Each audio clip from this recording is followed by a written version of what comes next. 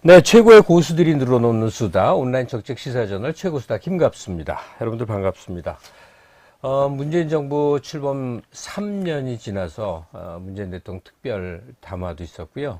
여러 가지 뉴스들 나오고 있는 거 보고 계시죠? 다들 감회가 어떠십니까?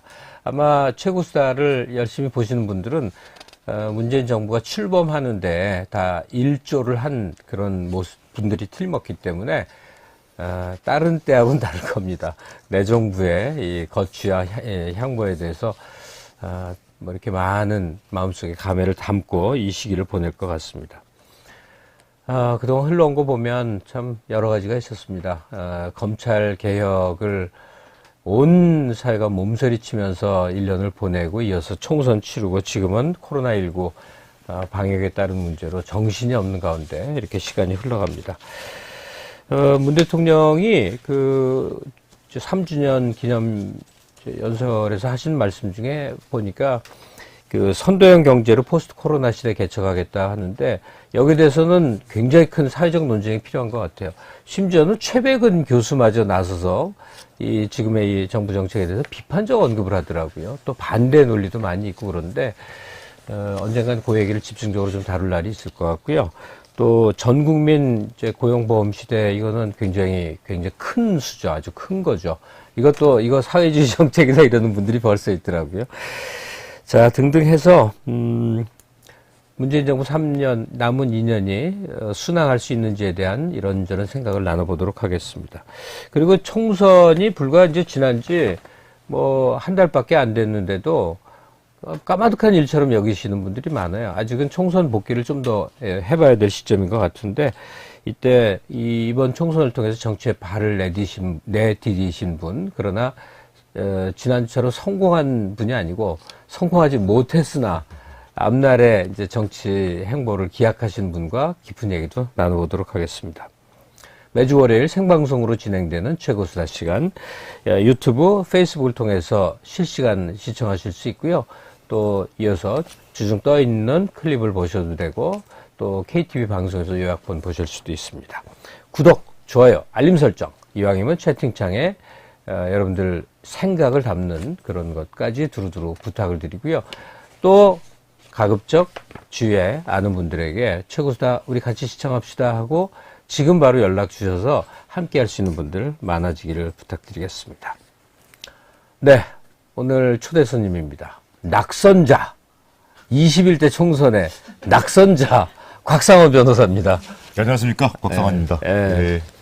남의 속도 모르고 낙선자가 되셨어요. 낙선자도 참 좋은 거, 낙선할 수 있다는 것도 기회니까요. 저는 곽상원 변호사랑 사적 인연이 좀 있었는데, 정치를 하리라고는 정말 생각을 못 했었어요. 특히나 이제 집안 내력 때문에 또 안 할 것 같았는데, 아니, 정치를 해야겠다 맘먹이 언제부터예요? 대략. 뭐 계기라든지. 정치라는 것은 작용일 수도 있고, 제가 뭐 직업적으로 하시는 분도 계시는 것이고요. 제 개인적으로는 하지 않을 수 있으면 좋은 것인데, 삶의 행로? 그러니까 삶의 형태가 그냥 변호사로서 그냥 이렇게 편안하고 안락하게 살 수 없는 방향으로 계속 몰고 가고 있었고, 그럴 것이면 차라리 제가 직접 하는 것 하고 싶다. 그냥 하고 싶다. 해야겠다. 하고 싶으면 해야죠. 해야겠다. 네. 우리 이제 청취자분들이 반갑습니다. 응원합니다. 곽 변호사님 긴장한 듯 흐흐라고. 예. 예, 긴장했습니다. 근데 왜 긴장을 하세요? 왜? 저 긴장할 일이 아니잖아요. 김갑 선생님을 개인적으로 만나면 긴장할 일이 사실은 전혀 없는데, 이 카메라 앞에 쓰면 참 긴장이 되더라고요. 아니, 우리 시청하시는 분들이 그냥 저 비슷하게 친한 사람이라고 생각하시고. 특히나 생방송인지도 모르고 제가 불쑥 왔다가. 제가 인사를 조금 늦췄는데 드디어 왔어요.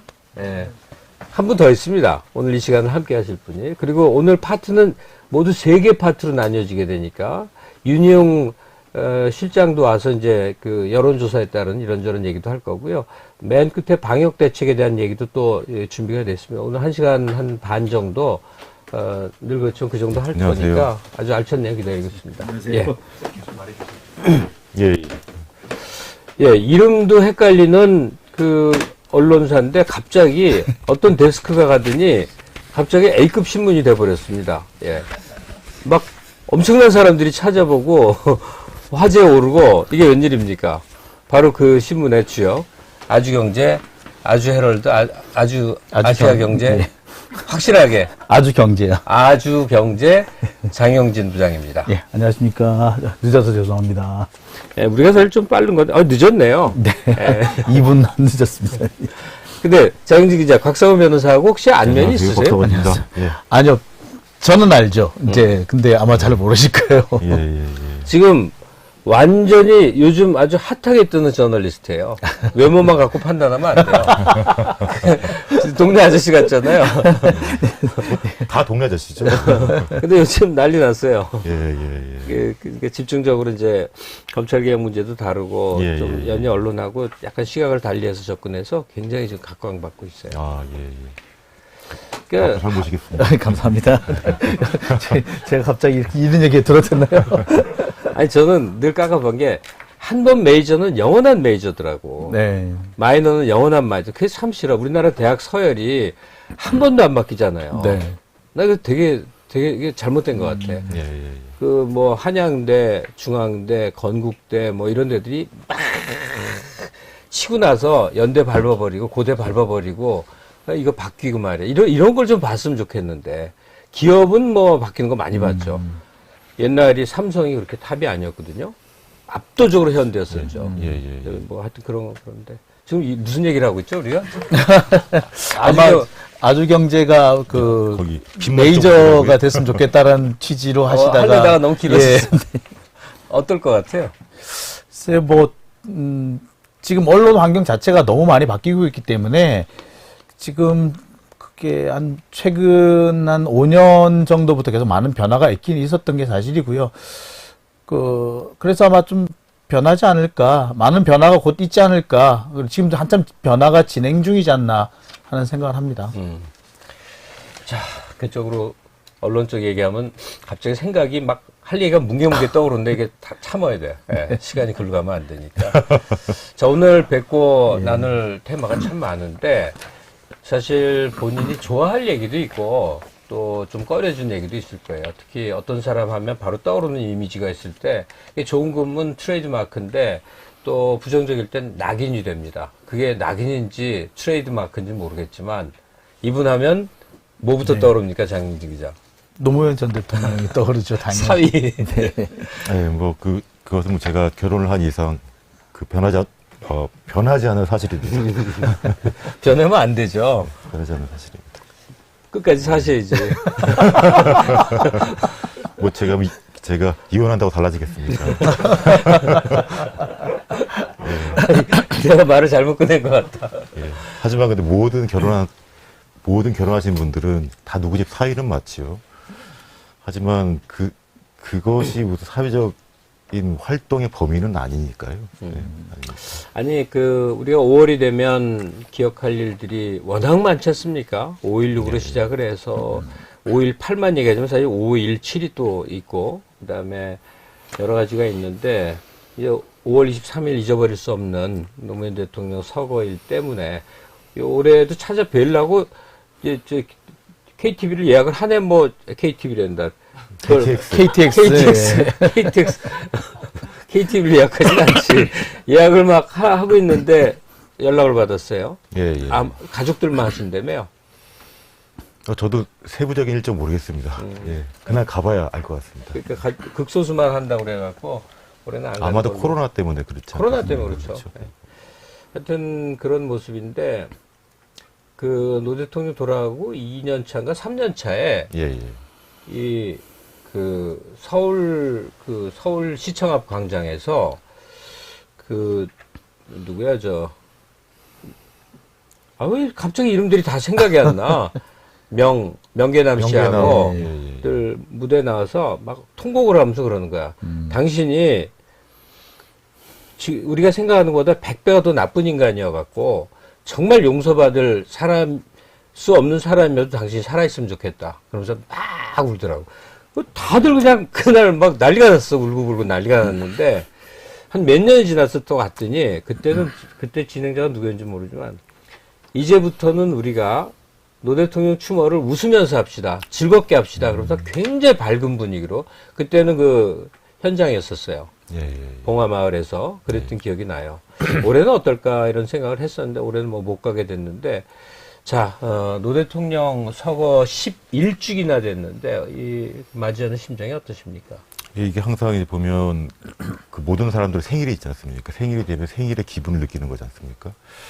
이 5월이 되면 이게 아마도 이게 제 몸이 기억을 하는 것 같은데 그때의 일정한 분위기로 그 소환되죠, 저도. 그래서 실제로 제 아내 같은 경우에는 5월을 매우 싫어합니다. 그러겠지. 뭐, 아프기도 하고. 네. 저는 입지 않는 옷이 있어요. 4월, 그러니까 벌써 11년 전이 됐네요. 그러니까 제가 그때도 검찰을 출입하고 있었거든요. 그때 2009년 4월 30일인가요? 그때 이제 대검 출석하시던 날, 그날 그 자리에 출입 기자단 해가지고 이제 그때 근접 취재를 하는 걸로 해서 있었어요. 그래가지고 그날 입었던 옷은 제가 봄에는 못 입어요. 자꾸 생각이 나서. 그래서 이제 그 뒤에는 이제 그게 이제 봄, 가을로 입는 옷인데 가을에만 입게 되는데 이제 어느 순간부터는 그것도 못 입겠더라고요. 그래서 거의 10년 넘게 처박아 두고 있는 옷이 하나 있어요. 지금도 저는 그 기억이 저로서 상당히 이제 트라우마라고 하면은 트라우마인데, 그 당시에 이제 돌아가서 생각을 해보면, 제 나름으로는 기계적 중립을 지키려고 노력을 많이 했던 때였거든요. 근데 나중에 이제 돌아가시고 난 다음에 생각이 들었던 게, 기계적 중립이 진실이 아니었구나. 내 딴에는 무척 그거마저도 고생을 했는데, 그 무렵에는 그랬어요. 제가 기사를 쓰면은, 쟤는 친노 좌파라서 저런 기사 쓴다고. 근데 그래도 나중에 돌아 생각했을 때 너무 그게 마음이 아프더라고요. 그래서, 내 평생이 빚이 될 것 같다. 저분한테. 예. 라는 생각이 들어서 5월달이 되면은, 잊어버리고 싶었던 채무가 생각이 납니다. 예. 이 한 인물이 있을 때 이제 사회적 평가들이 있는데 가족들은 좀 남다르죠. 좀 남들이 놓치는 것도 보고 그럴 텐데 박 변호사가 좀 정리해 보면 어떨까요? 노무현 대통령이 우리 사회에 끼친 영향이라고 그럴까? 무엇을 남기고 가셨나? 그걸 좀 정리해 보면 어떨까요? 제가 노무현 거기 대통령님의 업적이나 그런 거기 생각 혹은 뭐 이 사회에 미친 영향력을 정리할 만한 그런 인물은 아니고요. 아니, 그냥, 그래도 이런 것 같다.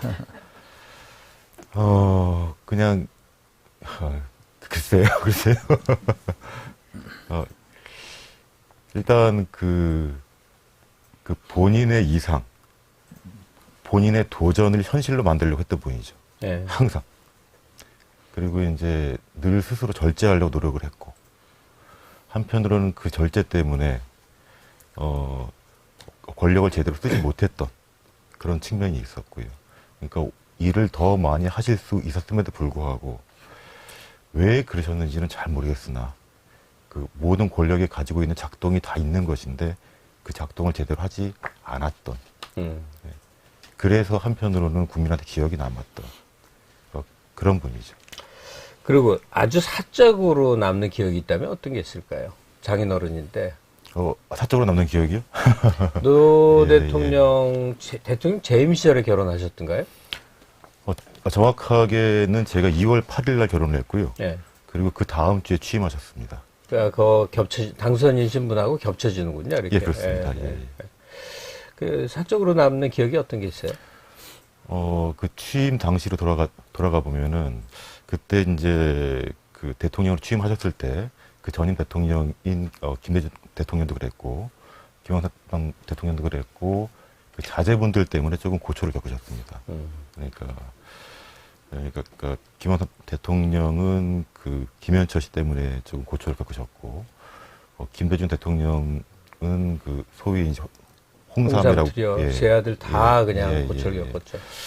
그때 제가 결혼을 하고 이제 그때 청와대에 가서 인사를 드렸는데 그 많은 분들이 그런 말씀하십니다. 꼭 성공한 거기 대통령이 되셔야 한다고. 예.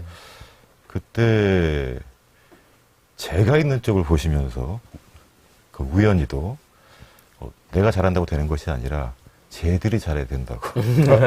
자식들이 잘해라고. 제가 그 말씀을 듣고 그 말을 꼭 이행할 것이다 결심을 했습니다. 그 순간에. 하여간 노 대통령 자녀분들은 뭐 적극적으로 무슨 일을 벌인 게 없기 때문에 그랬는데 사실 노 대통령 돌아가실 때 그 뭐 돈을 어떻게 했다 하는 문제를 자식하고 엮어서 아주 시끄럽게 곤란하게 또 만들어놨던 게 있죠. 그거 해명하는 얘기 하지 마세요. 네. 다 아니까. 아니 뭐 하여튼 뭐. 아유, 예. 너무 조금이라도 내용을 알면 예. 정말 너무너무 화가 나죠. 그 검찰 행태에 대해서. 저는 노 대통령 역할에 대해서는 뭐 지방 분권에 대한 역할 뭐 굉장히 많은 얘기를 하잖아요. 예. 다 맞는데 저 나름대로 느낀 거는 한국이 공화정을 완성하는데 마침표를 찍은 대통령 같다는 생각이 들어요. 우리 공화정이 90년대부터 난 시작됐다고 믿거든요. 국민 주권에 의한. 근데 공화정에서는 시민들의 주권 의식이 제일 중요한 거라고 생각이 들어요. 제도 못지않게. 근데 뭐냐면 노 대통령 시절에 모든 사람이 떠들었어요. 아 그렇죠. 사회적 현안에 대해서 특히나 대통령을 씹으면서 떠들었어. 지지자라는 사람까지도. 모두가 권리를 주장하고 모두가 토론하고 모두가 떠들게 되면서 한국인 자체가 바뀌어버렸어요. 이제는 이 탁월한 우리가 긍정적으로 보더라도 DJ 같은 김대중 같은 탁월한 리더가 다 정책을 세워서 끌고 가면 지지자들은 따라가는 게 아니라 모두가 검증하려고 그러고 한마디씩 하는 이게 소위 선진 공화정의 모습인데 노통을 경과하고 그리고 돌아가게끔 정말 어찌하지 못하는 사태까지 겪으면서 한국인들 자체가 이 정말 선진 공화정의 시민으로 바야흐로 다시 태어난 게 아닌가 이런 생각을 합니다. 지금 하신 말씀과 더불어서 이제 보면 그때 이제 노무현 정부가 출범을 할 때 그 슬로건 중에 하나가 국민이 대통령이다. 국민이 대통령입니다. 그것이 바로 이제 모든 사람 대통령으로 만들었다는 것이고 모든 사람이 대통령의 입장에서 자신의 의견을 이야기하기 시작했다는 것이죠. 장 기자는 만약에 노무현 대통령을 누군가에게 뭐 아이라도 좋고 잘 모르는 사람에게 설명을 한다면 뭘 얘기해 주고 싶을 것 같아요? 그 할아버지 되게 재밌었단다 뭐 이런 거. 아, 이게, 제가 이렇게 자꾸 말을 하려고 하면 이렇게. 가슴이 메어갖고 네. 그러지 말자고. 나도 그런데 노 대통령 이제는 예, 좀 편하게 얘기할 수 있어야죠.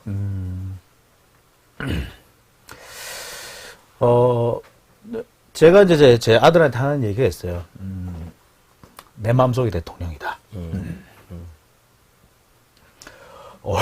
아이, 울라고 그래. 사영 기자 웁니다. 아, 이러지 말고. 참, 왜 이렇게 제가. 그러니까 원래 또 티슈 없나요? 예, 이게 좀 준비해 주세요. 항상 그리움이라는 거는 시간이 지날수록 깊어지는 것이니까요. 근데 한국인들이 잊을 수 없는 체험을 한 거죠. 이제 장례 치른 날 그 청와대 안에 있는 주요 인사 말고 저는 시청 앞에 서 있었는데 거기에 숫자를 셀 수 없을 만한 사람들이 동시에 같이 울었거든요. 그런 체험은 이 세상에 어떤 나라에서 그런 경험을 해보겠습니까? 다 같이 울었거든요. 그 많은 사람이. 아휴. 그때 근데 저는 안 울었습니다. 그 희한하게도 그냥 멍해지는 기분이었군요. 그러니까 그 장례를 잘 맞춰야 한다는 그게 더 강했어요. 저는 네. 그 무사히 맞춰야 한다. 그러니까 마음속에 아이가 그런 고통을 전 국민이 많은 사람이 겪고 나서 그냥 대통령을 만들어 버렸잖아요. 사실 문재인 대통령이 뭐가 부족하거나 그렇다는 의미가 아니고 노 대통령을 사랑하는 사람들의 마음이 없었으면 대통령이 나오시지도 않았겠지. 지금 히말라야에서 움막 짓고 편하게 사실 분이 문재인 대통령인데 노 대통령 때문에 서러웠던 사람들이 막 싫다는 사람 끄집어내서 대통령까지 지금 우리가 옹립한 그런 모습 아니에요. 네. 장 기자 좀 진정이 됐으면. 아, 그러게, 이렇게, 올해는, 제가 작년부터, 그러니까 2016년이군요. 그때는 이제는 안 울어도 되겠구나라고 했는데, 그게 매년 시간이 가면 갈수록 자꾸 생각이 나요. 그래서, 이렇게, 특히 이제 올해는 특히 더 많이 생각이 나는 게, 작년에 이제 우리가 작년 하반기부터 올해까지 계속 조국 전 장관 사태를 보면서 저는 계속 오버랩이 됐거든요. 어떻게 10년 만에 이게 똑같이 반복이 될까? 자녀 문제를 꼬투리 잡아서 그 당사자를 공격해 들어가고 결국에는 그 사람까지도 법정으로 끌어내려고 하고 그리고 그 사람이 무슨 일을 했다. 그래서 어떤 잘못을 저질렀다 보다도 이 사람은 나쁜 사람이다 라고 낙인 찍고 시작을 하려고 했던 그런 모습들 그리고 거기에 언론이 같이 공범으로 움직이는 모습들을 10년 만에 딱 봤거든요. 그래서 다시는 보지 않아도 될 모습인 줄 알았어요. 그래서 그렇기 때문에 올해 더 많이 생각이 나고요. 그래서 더 그리운 것 같습니다. 그래서 또 울컥한 것 같아요. 더. 지금 이런 얘기, 장 기자 모습을 보면서 지금 갑자기 처음 드는 생각인데 저는 노무현 대통령 생각하면 그 양반을 생각했는데 그게 아니라 노 대통령 때문에 우는 한국인들도 참 대단하다. 예. 생각해보니까 나라를 바꾸고 정권을 만들고 이게 그 눈물의 결과물이거든요. 이런 순수한 사람이 다른 나라도 있나? 잘 모르겠다. 실제로 가장 비극적인 죽음 중에 하나였기 때문에. 기가 막히죠. 예. 가장 비극적이었던 것이고, 주변에 있는 사람들, 아까 말씀하셨던 분들 중에 그 명계남 선생님, 예. 제가 그 장례 기간 동안에 아주 기억에 남는 분입니다. 그러니까 조금 구체적인 장면을 떠올리자면, 제가 그때 맡은 역할은 그 어르신 영정을 들고 그 동네 한 바퀴를 돌고 예. 그 운구차를 타고 가는 거였는데 그냥 조금 분위기를 바꾸는 의미에서 그때 보통 장례식장에 영정들이 보통 요만하거든요. 그때 영정은 이만했습니다. 굉장히 컸습니다. 근데 무거웠구나. 예, 그걸 또 어떤 분이 또 대통령이 가셨기 때문에 원목으로 해야 된다. 원목으로 이렇게 크게 했고. 그 되게 무거웠겠네요. 거기 꽃을 달아야 된다. 꽃을 생화로 이렇게 쫙 했습니다. 거의 무게가 20kg가 넘는 거였거든요. 그래서 그걸 들고 또 그 봉하마을 온 동네 한 바퀴 다 돌아야 된다는 거예요. 굉장히 넓잖아요, 거기. 근데 그때 제가 7일 동안 잠을 못 잤거든요. 네. 전혀 자지 않고 이제 그 영정을 들고 쭉 가야 되는데 처음 한 10분까지는 그래도 갔는데 그 다음부터는 이게 거기 유일한 목적이 거기 쓰러지지 않고 가야 한다. 쓰러지지 않고 가야 한다. 그래서 간신히 갔습니다. 그래서 차에 탔는데 그 운구차 바로 앞에 그때 명렬한 선생님께서 거기 서셨습니다. 서 계시면서 그 노란 비행기를 차에 이렇게 톡 던지는 거예요. 그 장면이 아주 인상적이었습니다. 그러니까 거기 그분의 성정을 드러내는 것이죠. 그래서 많은 분들은 이번에 출마를 하시면은 PK 쪽으로 나오시지 않을까. 그리고 약간 좀 그걸 기대를 했었는데 어떻게 험지를 가셨더라고요. 다 주어진 것입니까? 그러면 노 대통령 얘기는 이 정도만 합시다. 얘기하고 싶은 얘기가 너무 많으니까 오히려 감당을 못 하겠고 지금 장 기자 얘기처럼 이제 오늘 곽상원 변호사를 초대한 이유가 이제 정치 전망을 좀 해봐야 되는데 일단 본인 상황 잠깐 얘기 안 할 수가 없는데 그렇죠. 장 기자 질문이 좀 유리해 보이는 지역들 수도권이라든지 수도권에 아무래도 노 대통령 생각하는 깨어 있는 분들이 많고 그런데 해필 그 충북 영동 옥천 보은 괴산 맞아요? 예, 거기 지역은 맞고요. 잘 거기, 됐다 나도. 예, 법적인 명칭은 보은 옥천 영동 괴산입니다. 보은 옥천 영동 영동 괴산. 괴산, 예, 예. 이번에도 보면은 충청권도 보면 이제 도시 지역에서는 또 이렇게 민주당이 많이 당선이 됐어요. 예, 그렇습니다. 여기인데 또 농촌 지역은 또 별로 그럼. 성적이 안 좋아요. 근데 유달리 또 거기도 보면 제일 보면은 어떻게 보자면 낙후된 그런 서울의 곳이라고 볼 수도 4배나 있는데 되는 곳이니까 다 농지라는 의미 아니에요. 예, 실제 면적은 서울이 4.5배쯤 되고요. 맞아요. 예, 인구가 17만이 조금 안 됩니다. 그러니까 서울로 따지면 한 동 2개 정도밖에 안 되는데 아주 넓은 면적이죠. 그리고 이제 지금 실제로 굉장히 낙후된 동네고요. 낙후되었다는 의미도 있지만 굉장히 고립된 지역입니다. 그러니까 그 외부 세계와 교류가 별로 없는 그런 특징이 좀 있습니다. 영동이라고 하면 제가 기억이 나는 것이 그 옛날에 경부선을 타고 가면은 거기 영동을 넘어가면 그때부터 경상도고 그쪽으로 넘어오면은 이제 충청도고 그렇잖아요. 그러니까 영동군에서 이제 괴산군으로 거기 갈 때, 그러니까 영동읍에서 괴산읍까지 가는 시간 한 2시간 한 20분 걸리고요. 그 산을 총 3개를 넘어야 됩니다. 그러니까 그 보통산 2개와 그 아주 높은 산 하나 넘어야 되고, 영동 끝에서 괴산 끝까지 가려면 3시간이 걸립니다. 그런데 이제 지나가는 길에 경상도도 지나고 막 이래요. 예. 선거운동을 그런 데서 하려면 진짜 난감할 거예요. 오랫동안 뿌리 내리기 전에는 누군지를 알지도 못할 텐데. 어땠어요, 선거운동? 처음에는 제가 가장 많이 들었던 얘기가 당신 누구냐 이거죠. 누구냐. 네, 누구냐. 그 다음에 들었던 얘기는 이름은 들어봤다. 세 번째 들은 얘기는 이름은 들어봤지만 얼굴을 직접 봐야 한다. 얼굴을 직접 뵙고 싶었는데 이 코로나 때문에 그 경로당이 폐쇄되는 바람에 네, 직접 못 배웠고요. 그리고 근데 그 경로당은 폐쇄되었는데 실제로 저희 지역에는 코로나 환자가 없었습니다. 그 괴산군에만 그 몇 분 계셨고 실제로는 그 나머지 군에는 전혀 코로나 환자가 없었습니다. 그러니까 코로나 환자가 없었기 때문에 코로나에 대한 공포는 없는데 코로나 때문에 경로당을 폐쇄했으니까 만날 수가 없고. 그래도 시장 통은 좀 다니시고 그랬잖아요. 시장은 많이 다녔습니다. 거기 이게 4개 군이니까요. 그러니까 5일장 하지 않습니까? 하루만 빼고 매일 장날이 있습니다.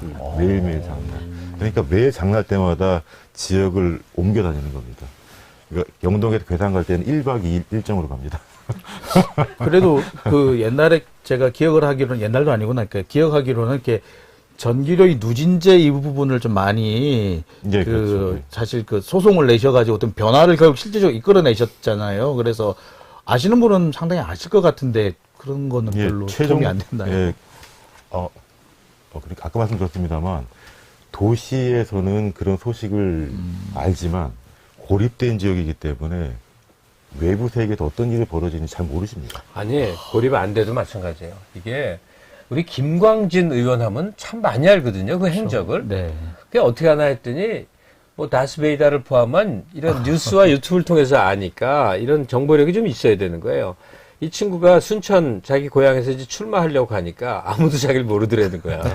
그러니까 아무도 모르진 않지만 그 지역에서는 자기는 전혀 유명인이 아니었던 거예요. 결국 뭐 다 떨어지고 그랬는 공천도 못 받고 지난번 선거 얘기인데 그만큼 우리는 다 비슷한 것 같지만 도시 농촌에 또 농촌도 지역 간에 이렇게 차이가 많이 있는 것 같더라고. 근데 실제로 있습니다. 곽 변호사 같은 경우는 전국적인 인지도를 그러니까 이 선거에 유리하려면 아주 서울 같은 대도시에서 좀 젊은 유권자가 많은데 나왔어야 될 그런 배경을 가진 사람인데 덜컥 농촌에 가 났으니 정말 당신 누구요? 이 앞에서 정말 알기부터 바빴을 거 아니에요. 그래도 이제 선거 마지막에는 거의 모든 분들이 다 알아보셨죠. 41.4%였더라고요, 득표가. 예, 예. 그 정도면 성적이 어떤 거로 봐야 될까 모르겠어요. 뭐 형편없는 거죠, 뭐. 아니, 근데 제가 기억하기로는 40%대에 당선되신 분들도 상당히 많거든요. 41%대면은 사실 그 전에는 당선되신 분들도 적지 네, 않았는데. 그건 경쟁 쪼개 먹었어야 되는데 그러지는 않았죠. 그래서 3자 구도가 됐으면 가능성이 좀 충분했죠, 사실은요. 근데 이제 양자 구도가 되었고. 그리고 상대 박덕흠 의원 같은 경우가 현역인데다가 지역에서 기반이 또 워낙 탄탄한 사람이고 여러모로 어려움이 있었던 거죠. 예, 뭐 제가 구체적인 표현을 하지 않겠습니다만, 하여튼 일단 8년 의원 생활을 했고, 그리고 지금 말씀하신 것처럼 이 농촌 지역이고 고립된 지역이다 보니까 과거의 선거 문화가 지금도 이어지고 있습니다. 그래서 거기 제 표현으로는 과거의 선거 문화. 예, 예. 그냥 과거의 선거 문화. 예, 과거의 선거 문화가 지금까지, 그러니까 과거의 공기가 지금까지 정체되어 있다. 그래도 다음번에는 꼭 당선될 거다라는 분들이 많으셨어요. 아까도 보니까 예, 우리 예. 집은 세 표를 이미 예약했다라는 분도 계시던데. 별 믿지 마요, 그런 거. 모든 후보에게 표 준다는 사람들도 있는데, 뭐. 예. 아니, 이분은 아니겠지만, 여기 들어오셨으니까. 근데, 앞으로 그러면 출마 4년 금방 갑니다. 어떻게 예. 할 거예요? 지금 저는 지금 방송에 나왔고요. 예, 어제까지도 계속 낙선 인사, 그러니까 지금까지 선거를 도와주신 분들한테 인사드리고 있고, 그리고 지역 분들도 계속 만나 뵙고 있습니다. 예. 그러면 거기에 가능한 대로 뿌리를 내리려고 하시는 거군요. 뭐 최소한 제가 할 수 있는 일을 해야 되고 최대한 또 해야 되는 것도 있고요. 아까 선거 운동도 거기 그 4개 군에 5일장을 다녀야 되지 않습니까? 4개 군에 그러니까 한 번만 가도 4일이 걸립니다. 그래 낙선 인사도 그러니까 선거 마무리도 시간이 좀 오래 걸립니다. 제가 뭐 남의 선거판 별로 안 가는데 사실 제가 마음이 애틋해서 이분은 꼭 됐으면 좋겠다 해서 이제 선거 현장을 따라갔었어요. 옥천이었는데. 예, 고맙습니다. 선거는 뒷전이었고 제가 태어나서 먹어본 중에 제일 맛있는 순대집이 거기 있었어요. 옥천 순대라고. 황홀하더만. 맛있죠, 맛있죠. 예, 점심 먹으려고 이제 했더니 모든 사람이 옥천 순대집을 얘기를 해. 가서 먹었는데 그 완전히 그 순대가 아바이 순대처럼 내용물이 차이고 가득해. 그래서 그걸 그냥 배가 터지게 먹고 이제 되겠구나 했는데 선거는 쉽지 않더라고요. 그러니까 이제 김갑 선생님 그러니까 그 도시에서는 다 아시는 유명한 분이지 않습니까? 근데 곡촌에 와보시니까 어떠십니까? 아무도 알아보시는 분이 없어서. 아니, 그래서 꽤 알아봤어요. 꽤 알아봤는데. 오히려 난 지역에, 농촌에 가면 많이 알아보더라고. 아마 TV들을 농촌에 예, 오히려 더 예. 많이 봐서 그런 것 같은데. 그것도 이제 TV조선 좀 보셨기 때문에. 그나마 TV조선 보신 분들은. 근데 곽 변호사 곁을 신경민 의원 등등과 어른들에서 이렇게 보는데 분위기가 나쁘진 않았거든요. 예, 그렇죠. 분위기는 좋았습니다. 지나가는 사람들이 왜 이렇게 막 손짓하고 아는 예, 척하고. 근데 선거는 그게 다가 아닌 거죠. 예, 오래된 선거 문화가 남아있다. 이 정도. 그러니까 선거 과정 어땠는지 얘기를 듣고 싶어서 그런 얘기 한 거고요. 자, 이 악물고 정치하십시오라고 리해 님이 글을 쓰셨는데 이분이 이 악물고 정치하십시오라고 얘기했을 때는 우리 사회를 더 좋은 방향으로 개혁해야 한다는 그 본인의 의지를 곽 변호사에게 투사한 거죠. 예, 제가 그 희망을 현실을 못 만들어서 참 죄송합니다. 아니 또 앞으로 계속 해나가면 되니까요. 네. 자 이제 아까는 보니까 부산시장으로 출마하시라고 내년에 이제 보궐선거 있으니까 그 얘기도 나오는 것 같은데. 제가 가능하면 저희 그 어르신의 향기가 짙은 곳으로는 가지 않으려고 했습니다. 이거 웬 자신감이시죠? 아니요, 저는 그냥 제 생각입니다. 저는. 그러니까 일단 사람이 다르면 생각도 다른 것이고 인생길도 다른 것입니다. 그냥 그 가치와 지향점을 수용할 수 있지만 똑같이 행동 못하는 것입니다. 아니 이게 노 대통령 명성을 등에 업지 않겠다는 그 마음은 알겠지만 반대로 말이에요. 예. 노 대통령도 부산시장을 하시려 하다 안 됐거든. 예. 난 그 뜻을 이어가겠다. 예. 왜냐면 그 양반이 부산시장 했다면 아마 딱 부러지게 했을 거란 말이에요. 그리고 많은 걸 개혁했을 거란 말이죠. 그렇죠. 유지를 잇겠다. 그것도 굉장히 좋은 의미가 되지 않아요? 예, 기회를 주시면 하겠습니다. 예. 제가 공천 드릴게요. 아이고, 까짓 거 뭐. 예, 예. 예. 자, 그런데, 좀 시간을 이제 서둘러 가야 되겠어요. 네. 우리 곽변한테 지금 질문 내용을 두 개로 정리합시다. 일단은 검찰개혁에 대한 여러 가지 자신이 이해하는 바에 따른 얘기를 좀 해주시고, 그리고 이제 문재인 정부, 결국 노무현 정부의 못다 이룬 꿈을 문재인 정부가 실현하고 있다라는 취지에서 뭘 과제로 삼아야 되는지 등등을 얘기해 봅시다. 먼저 검찰개혁 얘기를 좀 나눠보죠. 근데 검찰개혁은, 이거는, 글쎄, 생각 같았으면, 그냥, 표현이 어떤지 모르겠습니다만, 가끔 가다 보면은 개축보다 신축이 싸게 먹힐 때가 있거든요. 지금은 신축이 낫겠다라는 생각이 들 때가 너무 많아요. 다 허물어버리고 그냥 예. 새로. 그런 생각이 들어서 이거 개혁이라고 해야 될까 싶을 정도예요, 사실은. 이렇게, 어떤 분위기가 있냐면, 자꾸, 지금 이제 문제가 되고 있는 몇몇 정치 검사들 뿐만 아니라, 그 밖에, 보통의 검사들이라는 분들도 보면, 어떤 권력이나 어떤 좀 힘센 사람들의 눈치라든지 이런 것들 자꾸 보는 것 같고 그쪽으로 어떻게든 간에 줄을 대려고 하는 것 같아서 과연 이런 사람들을 데리고 민주사회 공화정에 이 검찰이라는 것들을 만들어갈 수 있을까 그런 생각이 지금 요즘 많이 듭니다. 이걸 그래서 개혁을 해야 되는 건지 아니면 지금 현실적으로 개혁 말고 방법이 있을까요, 근데? 지금 개혁을 하려고 해도 이 정도로 저항을 하고 있는데요. 그러니까 지금 실제로 검찰권이라는 것이 기소 독점권을 기반으로 해가지고 견제받지 않는 권력이 돼버리지 않습니까? 과거에는 정치권의 눈치라도 봤는데 지금은 정치권의 눈치도 안 본다는 거지 않습니까?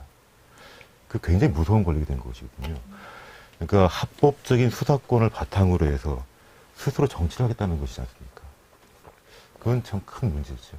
이제 국민들이 힘을 주지 않으면 실제로 개혁마저도 좌초될 수가 있는 것이죠.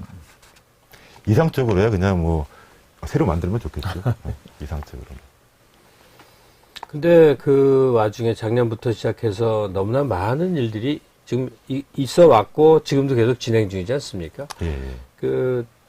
거기에 대한 이제 평가를 해보면 어떻고 검찰개혁이 어떻게 하다 보니까 문재인 정부에 그냥 너무나 커다란 국정 과제가 돼버렸는데 앞으로 남은 과제들이 어떻다고 생각합니까? 공수처장 설치 문제도 있고 여러 가지 현안들이 있는데. 일단 검찰권은 사실은 원래 공익의 대변자라고 해야 하거든요. 그러니까 근데 작년부터 온 국민들이 알게 된 것은 과연 검찰이 공익을 대변하는가, 오히려 공익을 위협하지 않는가. 국민을 위해 존재하는 것이 아니라 국민을 위협하지 않는가 그런 두려움에 지금 떨고 있는 것입니다. 그래서 지금 가까스로 공수처법안이 통과가 됐고요. 지금 현실적으로는 공수처 법안이 제대로 집행이 되어야지만 이 분산된 수사권이 어떻게 작동하는지를 또 국민들이 볼 수가 있는 것이죠. 지금 한 2달 남았네요. 2달 동안 공수처가 잘 설치되고 또 좋은 분이 올바른 분이 임명이 되기를 바랍니다. 제도의 문제도 있지만 제도를 집행하는 사람의 문제도 있는 것이니까요. 이상적으로는 사실 검찰권이 독점권이라고 해가지고 큰 문제는 없습니다. 좋은 사람이 가장 현명하고 가장 어질고 가장 합리적인 사람이 독점적인 권력을 행사할 수 있으면 그것처럼 좋은 것이 없다는 것이죠. 하지만 인류 역사는 독점권이 올바르게 행사된 적을 본 적이 없다는 거죠. 그런 사례가 없죠. 네. 네. 조국 장관 이제 재판 들어갔는데 전망은 어떻게 보십니까? 전망이요? 제가 변호인으로 들어가지 않아서 직접적인 기록은 못 봤습니다. 아무 얘기나 폭넓게 해야 그게 정치인이에요. 박지원 의원에게 배우세요. 알겠습니다. 근데 저는 아까 사람의 문제라는 얘기를 하셨잖아요. 그래서 사람의 문제니까 저는 언뜻 떠오르는 생각이 좀 있긴 하거든요. 저는 사실 이렇게 검찰총장으로 윤석열이라는 분이 처음 거론됐을 때 아닌데라는 생각은 했었어요. 이 사람은 서울중앙지검장으로는 괜찮은데 검찰총장은 아니다. 큰일 난다라고 생각했었거든요. 근데 그게 이제 몇 가지 사건이 제가 떠오르는 사건이 있었기 때문인데 그 중에 하나가 이제 그 부인이신 노정현 씨를 기소했던 사람이 윤석열 검사였잖아요. 아마 그때. 지검장일 때 아마 였나? 대검 중수과장 중수과장이었을 때? 이제 수사기획관이었든지 아마 그때로 기억을 하고 그러니까 노정현 씨를 예. 기소를 한 그 네. 사람이 바로 윤석열. 그렇습니다. 뭐 기소를 했으니까 수사도 했겠죠, 그죠? 예. 그러니까 제가 저희 집이 수사의 대상이 됐다는 것이니까요. 제가 그 시기에 제가 그 페이스북에 글을 쓴 것도 하나 있습니다. 그리고 그 이후에 그 윤석열 검사가 어느 날 갑자기 국민적 영웅으로 떠오르더라고요. 그래서 제가 그때 검사 윤석열을 생각한다 라는 제목의 글을 쓴 적이 있습니다. 그때 제 감정은 다 그냥 일단 다 거기 드러나 있고요. 그냥 조금 간략하게만 말씀을 드리면 범죄의 혐의가 있으면 수사를 하면 되는 것이죠. 하지만 수사의 방식은 정해진 것이 아닌데 저도 변호사입니다. 수사를 왜 이런 방식으로 할까 상당히 제가 회의적으로 바라봤습니다. 한편으로는 자신의 만족감 때문에 이런 방식으로 수사를 하지 않을까라고 좀 의심을 좀 했었습니다.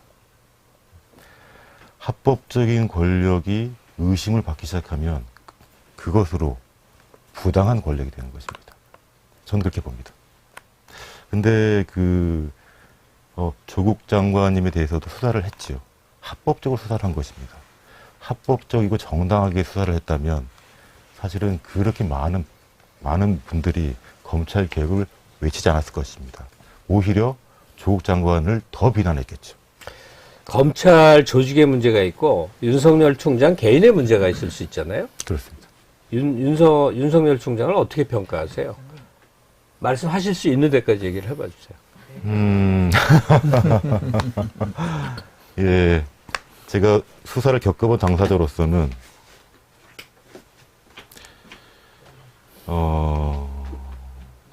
원래 검찰은 공익을 위해서 써야 되는 것입니다. 한편으로 그 사적 만족감을 위해 쓰지 않았나라고 저는 의심하고 있습니다. 혹시 우린 좀 자유롭게 얘기하는 공간이니까 무슨 다른 계획이나 다른 생각이 혹시 있어서 이 모든 사단을 끌고 가는 거 아닌가? 그런 생각은 어떠세요? 지나친 상상일까요? 글쎄요. 그러니까 조금 비유를 드리자면 제가 원래 복싱, 권투하고 마라톤을 좋아합니다. 좋아하는 이유 중에 하나가 뭐냐면은 그 팬티 하나 달랑 입고 승부를 보는 직업이거든요. 근데 권투를 할 때도 보면 복서들의 목적이 여러 가지가 있습니다. 돈을 벌기 위해 하시는 분도 있고 아니면 어떤 사람을 때리는 게 좋아서 하시는 분도 있습니다. 그렇죠? 혹은 권투라는 스포츠가 좋아서 하시는 분도 있습니다. 저는 그 피할 곳이 없는 사각의 공간에서 상대방을 마주하고 승부를 건다는 측면에서 저는 굉장히 좋아하는 것이고요. 자, 이 지금 여러 가지 측면이 있는데 검찰권을 행사할 때 그 공공의 입장이냐, 때리는 것이 좋아서 하는 것이냐, 그런 측면이 있는 것이죠. 그러니까 그 검찰 권력을 좀 빼니까 거기 검찰을 지키겠다는 의지로 행동을 한다고 쭉 봐왔었는데 계속 지나쳐거든요. 그러니까 청와대가 곤란할 수 있는 일은 뭐든지 한다 이걸로 가고 또 총선 때 영향을 미치기 위한 구체적인 행동에 포착이 되고 야 이건 뭐 다른 생각도 있는 거 아니야? 이 장윤지 기자는 혹시 제 이런 추리에 대해서 지나치다고 생각하시는 거예요? 어떻게 판단을 그와 하세요? 관련해서 그 많은 분들이 지적이 있었죠. 그리고 제가 보기에도 이거는 선거에 영향을 미치기 위한 게 아니라면 이렇게까지 행동을 할까? 너무 이상하죠? 예, 그건? 이상한 부분이 많았고 혹시 본인이 어떤 다른 뜻을 갖고 있는 게 아닐까? 또는 처음에는 그런 생각이 있어요. 많은 분들이 그 검찰이 우리 행정권보다도 위에 서고 싶어하는 그런 거, 검찰 공화국을 만들고 싶어하는 게 아닌가라는 생각을 처음에 했었는데 그 다음에는 저 사람이 개인적인 욕심이 있나? 처음에는 그 검찰권을 위해서 저러고 있는 것 같다였는데 처음에 그렇게 봤죠, 예. 다들. 나중에는 저 사람이 개인적인 욕심이 있나? 라는 의심을 안 할 수가 없게 됐고요.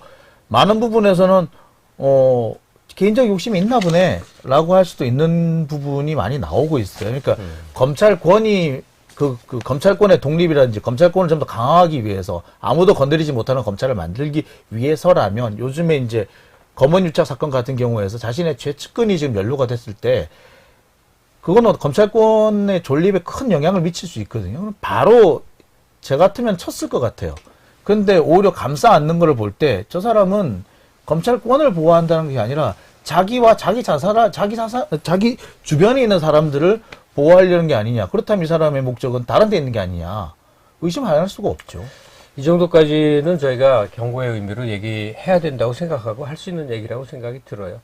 그리고 저 아까 곽 변호사한테 물었던 질문을 장 기자한테 넘겨야 되겠는데, 조국 장관 첫 재판 기다리고 있는데, 전망은 어떻게 보세요? 지금 기류가 좀 바뀌긴 했거든요. 총선 후에는, 총선 전에는 언론이 무조건 때리더니, 네.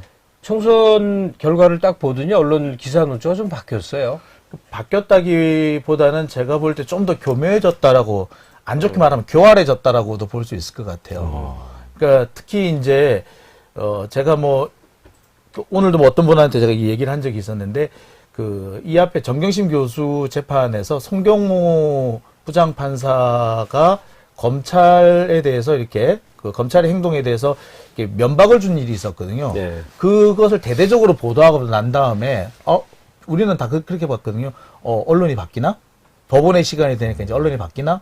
근데 아니었어요. 오히려 송경호 부장판사를 공격해서 그 사람이 편파적이다라는 식으로 몰아가서 재판부를 바꾸는 그런 식으로 갔었거든요. 예. 근데 지금 분위기도 혹시 그런 맥락으로 해석할 수 있지 않을까라는 생각이 먼저 들어요. 예. 물론 좀 더 지켜봐야 되겠습니다만 그런 면이 한 가지가 있을 수 있겠고요. 한편으로는 그래도 바뀔 수 있다라고 볼 수 있는 것이 제가 어디서 그런 얘기를 한 적이 있어요. 7월이 되면 또 검찰 인사가 있습니다. 이렇게 되면은 지금 현재 공판팀이 상당 부분이 바뀔 거예요. 인사 대상자가 많습니다. 부장검사부터. 그리고 공판검사팀들이 바뀔 거기 때문에 그렇다면 지금까지 해왔던 식으로 좀 이렇게 언론 플레이에 법정에서 뭔가를 입증하려고 증거로서 입증하려고 하기보다는 언론 플레이에 좀 더 집중했던 그래서 피고인을 나쁜 사람으로 몰아가고 싶어 했던 그런 식의 행동은 좀 줄어들지 않을까. 그래서 지금이 아니라 7월이 올해도 어떤 고비가 되지 않겠나. 예. 저는 그렇게 좀 보고 있습니다. 그러니까 조국, 정경심 두 부부가 사적으로 굉장히 좀 추한 인간으로 비추게 할 수 있는 근거가 될 수 있는 혹은 입담에 오를 수 있는 건 검찰이 계속 흘려왔거든요. 그렇죠.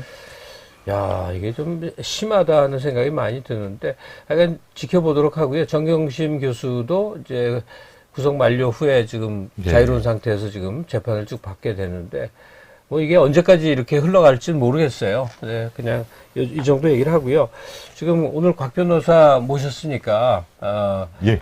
이 문재인 정부의 과제를 정치인답게 좀 얘기해 봐 주세요. 문재인 정부의 과제요? 네, 남은 과제. 아이고. 뭐 건질 말이 있어야지. 이제 지금까지 잘 오셨고요. 저는 노무현 정부가 했던 한편으로 실패를 반복하지 않았으면 좋겠습니다. 권력을 권력답게. 그래야 국민들이 만족하실 것입니다. 권력을 권력답게 행사해달라. 이게 그렇습니다. 지금 빗발치는 요구예요. 예. 권력을 권력답게 행사하지 못하면 선출받지 못한 권력, 견제받지 않은 권력들이 합법적이고 정당한 권력을 흔들 겁니다. 네. 그걸 막아야 됩니다. 문 대통령 3년의 인상적인 장면 3가지만 집어주세요. 업적도 좋고, 그냥 강한 인상이 남은 것도 좋고, 한 3가지만 얼른 꼽아주세요. 3가지나요? 네. 한 가지만 하면 안 될까요? 5가지를 생각했는데, 예, 예. 3가지 줄였어요. 한 그냥 너무나 편- 개인적인 예, 걸로 얘기해주세요. 예. 한편으로는 취임 자체가 굉장히 취임이 인상적이죠. 놀랍다. 예. 그다음에 김정은을 만난 것도 김정은 놀랍죠. 회담, 그거 예. 놀랍죠. 네. 세 번째 제 기억에 남는 거는 지난번에 그 언론 인터뷰하실 때였는데 퇴임하신 이후에 어떤 사람으로 기억되고 싶으냐. 잊혀진 사람으로 기억되고 싶다. 되고 싶다. 저는 그게 가장 기억에 남았습니다. 공감이 됐었어요. 지금 그게 기억에 남는 게 곽변이 문 대통령과 같은 과라서 그래. 그 과들이 있어요. 인간의 종류 중에. 예. 예, 예. 저는 어제 하신 말씀이 기억에 오래 남을 것 같아요. 우리가 배우고 싶었던 나라들이 우리를 따라하고 우리가 세계가 됐다라는 그 표현 너무 마음에 와닿았고요. 되게 뿌듯했었거든요. 나는 온 국민이 입에 올릴 단어를 문 대통령이 얘기했는데 그게 안 유행해서 되게 아쉬웠던 게 뭐냐면 일본하고 무역마찰 생겼을 때 문통이 딱 그랬거든. 아무도 흔들 수 없는 나라. 이건 우리 100년 역사 동안 뼈가 저린 말이거든. 근데 어떻게 하다 유행이 안 됐어. 근데 그 되게 문통이 스스로 생각했는지 보좌진의 말인지 그건 상관없는 건데 또 굉장히 인상적인 메시지를 딱 던진 건데 우리 다 하나씩 기억이 있구나. 근데 풀어야 될 일이 뭐 중대한 게 많은데 지금 모든 게 다 막연해요. 그러니까 특히 제일 문제 두 가지가 경제 문제 풀 수 있는 것이냐. 우리만 어려운 건 아니지만 또 우리가 기증 선방한다고 하지만 한국은 또 한 차례 이제 도약을 하지 않으면 우리가 원하는 최고 선진국 그 반열이 어렵단 말이죠. 그렇습니다. 잘 나가다 거꾸로지는 모습일 텐데 그 경제 문제하고 남북 관계인데 조금 이렇게 정치인이라 역시 들을만하구나 이렇게 얘기해 주세요. 어떤 너무, 말씀을 드려야 너무 돼요? 쉽게 얘기하지 마시고. 예. 뭘 말씀드려야 되죠? 제가 남북 관계 어떻게 전망하세요? 남북 관계요. 예. 일단 사실상 국가인 북한의 지금 김정은 위원장과 직접 만났다는 것 자체가 큰 의미가 있죠. 지금 결실을 보면 좋겠지만 결실을 보지 않더라도 돌파졌으면 좋겠습니다. 예. 우리 그 곽상은 변호사의 언변을 위해서 최고 수사를 많이 할애해야 될 것 같은 생각이 뭔가 뇌리에 선명히 남는 말이 지금 필요한 것 같아요. 예. 뭘 말을? 별게 아닌데 그럴싸해야 되거든요. 아, 그렇죠. 예. 예. 꼭 그렇게 잘하는 사람들이 있어. 예, 예. 예. 아까 말씀은 제가 오래 기억에 남을 것 같은데요. 어르신의 향기가 남아있는 곳에 가지 않겠다라고 하셨던 말씀. 근데 그 말씀은 안 지키셔도 될 것 같다라는 말씀을 꼭 제가 드리고 싶습니다. 예. 최고 수사가 뭐 영원히 가진 않겠죠. 근데 어쩌면 좀 길게 할지도 모르는데 그렇게 됐을 때 제가 일부러 짓궂게 곽상은 변호사를 만나고 낙선자 이랬거든요. 아, 제가 사실 이게 그 생방송이라고 생각 못하고, 그래서, 괜히 긴장되네, 진짜.